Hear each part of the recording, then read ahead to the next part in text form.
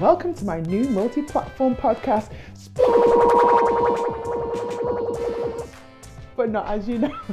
I'm the creator and host, Jessie Aru Phillips. Firstly, I'm going to share some of the most amazing clips and the funniest clips of people doing sport and exercise up and down the country and all around the world. And the second part will be an interview with a well-known sports person. And this week, I'm so pleased. I've got Natasha Jonas. Natasha is Britain's first female boxer ever to compete in the Olympic Games. She's set to take on a world title. But first, I think it's only fitting in this unprecedented, I heard that word again back there, in this unprecedented time, to share some fun clips to make you smile back in a tick.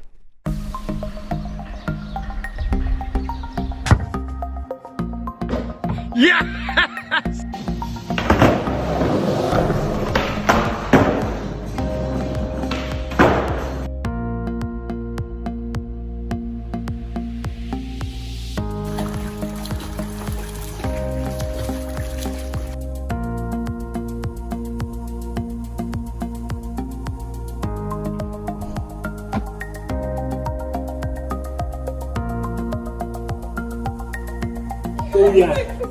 Later.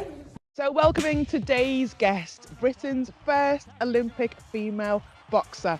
She won the lightweight bronze at the 2012 AIBA World Championships. She's a double European medalist, winning bronze in 2011 and silver in 2014. She's currently a pro boxer with 10 fights, 9 wins with 7 knockouts, and is set to take on her first world title fight. It's Liverpool's finest. It's Natasha Jonas. Hi, Natasha. Hi, thanks for having me. I literally love introducing you because I feel like it should be like, I'm Natasha Badass Jonas. That's what you should be putting in the middle of your name. And I think the last time you spoke was, last time I interviewed you was on my 5 Live podcast, the Sister Collective. So how have you been since then? We're doing a lockdown version, I suppose, of this new podcast. You know, you're in your house, I'm in my garden. But how are you? How's everything? It's been good. It's moved on. Obviously, I've suffered my first defeat and I had to get over that. But then everything's been going well since, and so well that I got a world title opportunity, and now it's been put on hold. Oh, yeah. Talk to me about that, because obviously I know when I saw you, I bumped into you and you were so excited about this world title opportunity, and obviously with the coronavirus happening, how are you about that? At first, we were still obviously going to the gym before he closed the gyms, and before the government, Boris Johnson, closed the gyms. So we were still going. It wasn't ideal. We was all stammered times and we weren't training together. So it's not like the gym we were used to, but we were still getting the work in, which matters. But obviously since the gym have been closed, obviously we're not allowed to train. So we have to do everything outside and at home. We're limited to equipment. We've, limited road time. There's only so much you can run a week. There's only so many exercises without specialist equipment that you can do. So it has been tough. The toughest thing, I think, more than the training, is becoming the new teacher. I'm the new teacher of my little girl. So I realise now that a teacher's aren't the problem. I think that was the biggest, shock of reality, because now I've got to entertain my daughter for an extra 6 hours a day that I didn't have to before. I mean, obviously Mila's going to absolutely smash it at PE when she goes back then. She has been doing the Joe Wicks workout, which she's enjoyed. A couple of times I've trained in with it as well, and I think she just likes to show me, Mum, I can do it, look. What is actually going to happen with your fight against Terry Harper? As far as I'm aware, it's been postponed. Hopefully boxing will be back up and running. Yeah, we're just hoping, fingers crossed, that can happen. So what would potentially happen then? So you're in lockdown, Terry's in lockdown, the world's in lockdown, and say, for example, the government then says, right, June, the fight can happen, but you've all been in lockdown. How physically would you be able to prepare, given everything that you've said? It'll be a different kind of preparation. Hopefully, lockdown, the laws are a bit more relaxed, so hopefully we'll have time to train as we would usually. everyone knows how big a world title is, but just how big is this to you, given that you were the first ever British woman to box in an Olympic Games? You know, you've got all these accolades, but just how big is this opportunity for you? As an amateur, the biggest thing is the Olympics. You know, that's the cream of the crop, and everyone wants to get there, and not everybody does. You can dedicate your life to it all your life and never ever get there. But for professional boxing, I think especially the WBC is one of the most prestigious belts that you can win. You know, the goal is to always get to the top and be the best that I can be, and whether that was the Olympics for amateurs or holding a world title belt as professional, that's what I want to do, and that's what I believe I can achieve as well. And a lot of people will be thinking, okay, boxing, it's the thinking of the big money boxing fights, but the ramifications for this kind of trickle all the way down, don't they? So how is that impacting you with not being able to box and not being able to get paid? Well, you know, everyone has got to pay bills. I'm lucky enough to be supported by sponsors, MJI and Mawson, who provide me with like a monthly sponsorship, but that's not the same for everybody. I'm in the same boat as most self-employed people. That's all that we are. We're not like the Anthony Joshuas of the world who get, you know, so many million a fight that we can live off for the rest. You know, there's myself and people on smaller hall shows that if they don't fight, they don't get paid, because while the lockdown's happening, I am not trading, I'm not working, I'm not doing anything. So that means, you know, I'm not getting any form of income. Is there any more discussion? Because I know there was discussions about fighters boxing behind closed doors. It's just a waiting game, and it's not ideal for a world title, especially for me first time. But if it's the choice of either fighting behind closed doors or not fighting, then I have to fight the same way. You know, if Liverpool want to win the Premiership, are they going to not play, or are they going to do it behind closed doors? And it's not ideal if you're a fan. You know, you've waited 30 years. You want to see your team win. You want to be able to cheer that along. But if it's that or nothing, I'm sure the players would rather win. If you could give a message to Boris, although he's in lockdown himself, would you say, can we box behind closed doors? I wouldn't want to say that for the backlash that some people would give. I just want to be healthy, because I don't want to box and then one of us get the coronavirus. So even if we're there as boxers, you know, our coaches are there at stake, our cut people are there at stake, our hand wrappers are there, the Sky Sports production team are there. So, you know, there's a lot of people, even though it would be behind closed doors and off from the general public, there's a lot of people that are still at risk. So we've just got to do it as safely as possible, and however that means.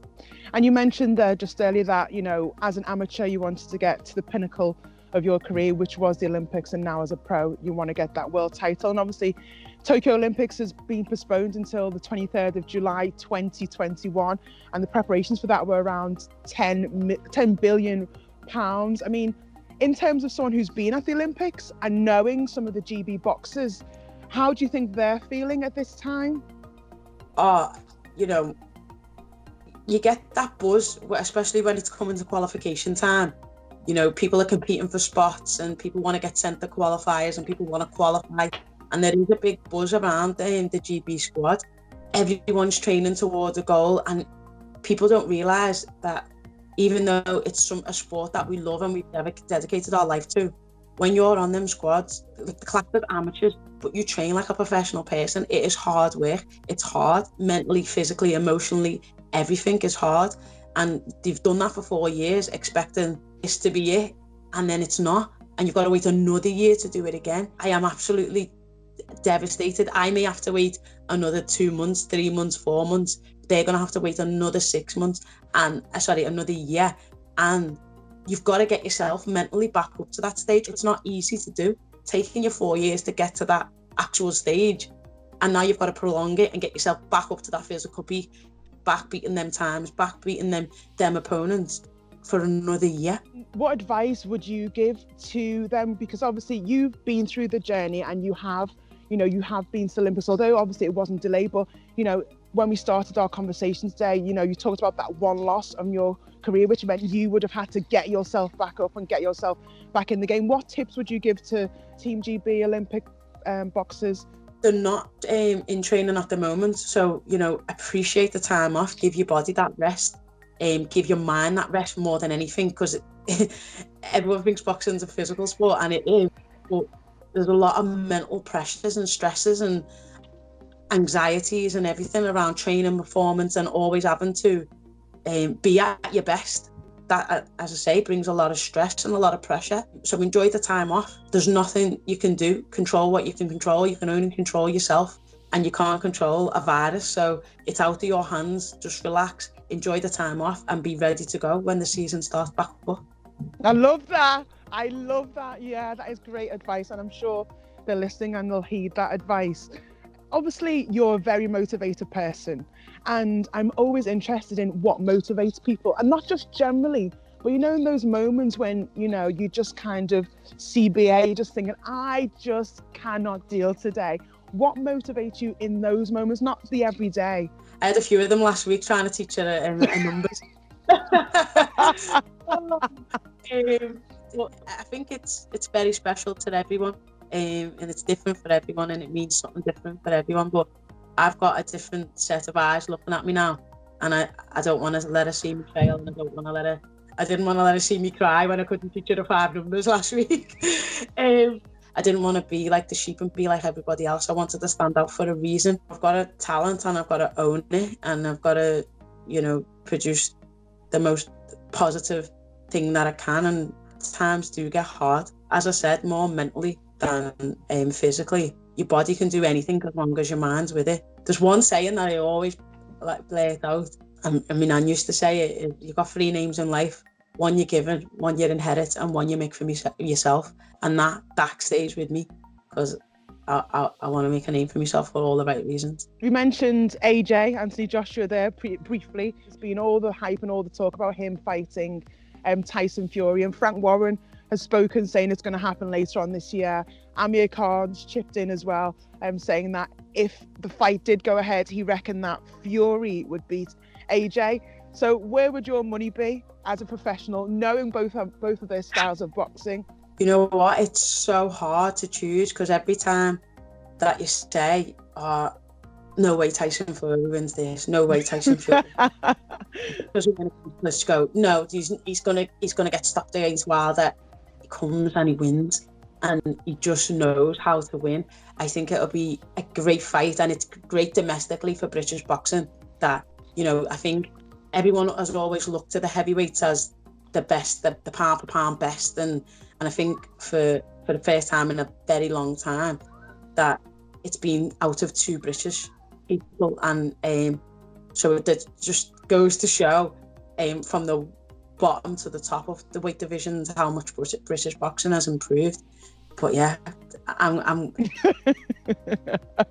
I don't think he's ever fought anybody like Josh, and I think Josh proved in his bout against Ruiz that he can stick to a game plan, and he can keep his concentration for 12 rounds. And that is something that you would definitely have to do against Tyson Fury. Tyson Fury knows how to win rounds, and at the end of the 12 rounds, that's all that matters. If you can stop it before, stop it. And he said he could, and he does what he says. But I also think after this loss, Josh is a lot smarter.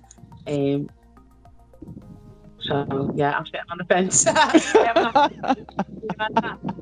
can't pick. And as you say, you know, it is a really great time in British boxing. And in terms of women's boxing as well, you know, you're going to be taking on Terry Harper, super featherweight, you've got Katie Taylor, and then you've got yourself. But there still seems to be just that little bit more hype around the men's matches.